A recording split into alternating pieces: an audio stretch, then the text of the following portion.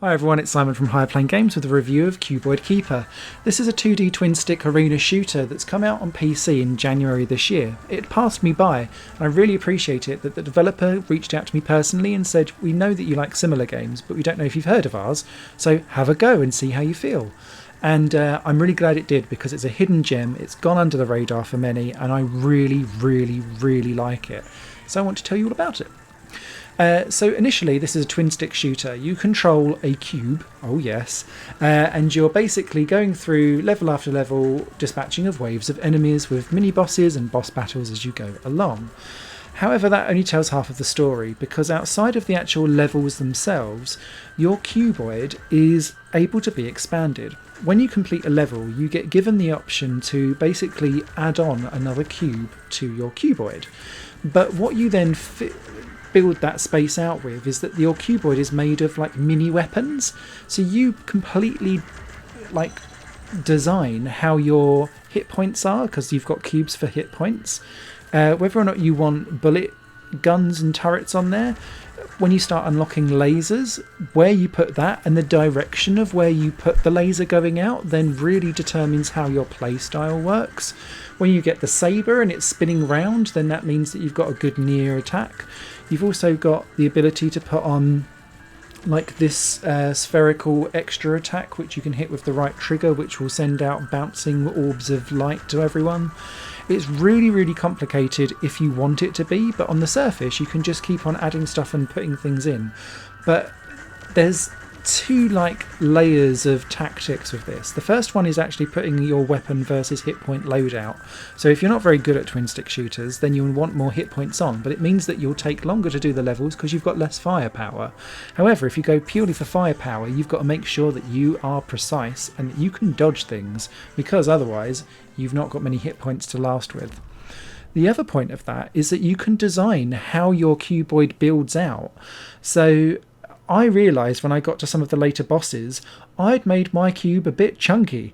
So what I needed to do basically was think long term about maybe I wanted to make a longer, slimmer cube rather than something that was going to go out in like square upon square upon square. And I really liked this whole shipbuilding element that you had alongside the game. Actually, in the game itself, what I think doesn't translate well on the screen is the feel of the game. I've said it before in other games, and I might have said it earlier in this review, but when you pick up a game and it feels exactly how you think a twin-stick shooter should feel, mamma mia, it just works so well. It's the fluidity of it, and because the levels are not procedurally generated, they are actually hand-placed, all of the enemies and the waves of how they come out. It really shows for good level design, and in an age of procedural generation where that's now touted as amazing, there is something to be said about handcrafted levels that really are thoughtfully placed and that will challenge you. And Cuboid Keeper for me became almost rhythmic, because the way how the enemy placements come out, particularly if you're in a spherical arena, it would be like you were running around the outside of a clock, then you'd have to dive in and out and round and back into the middle.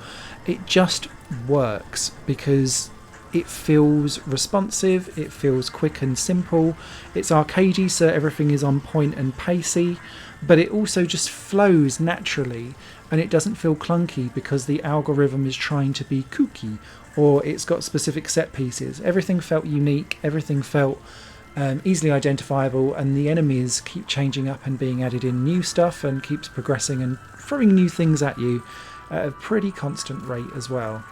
I played mostly on the easy mode. I did have a go on some of the harder difficulties, and there is a lot of overwhelm.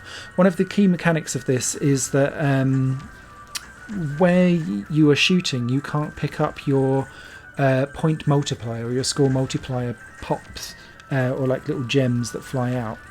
So you need to stop shooting to collect your points, and that also means that you tactically start to pick off enemies, quickly collect some points to keep your multiply up, and then just like knock off a few more. But obviously that means that you've got to be more tactical around how you avoid enemy fire and stuff like that. But yeah, Cuboid Keeper, completely under my radar, knew nothing about it, so delighted I now do. And hopefully, if you enjoy some arcade twin stick shooters, you should pick this up now. It's out on Steam, thoroughly recommended. If I had more than two hands to stick a thumbs up, I won't stick 2 fingers up at it, stick 2 thumbs up at it. I would stick more thumbs up. Fantastic. Recommended, go buy. Thanks for watching, bye for now.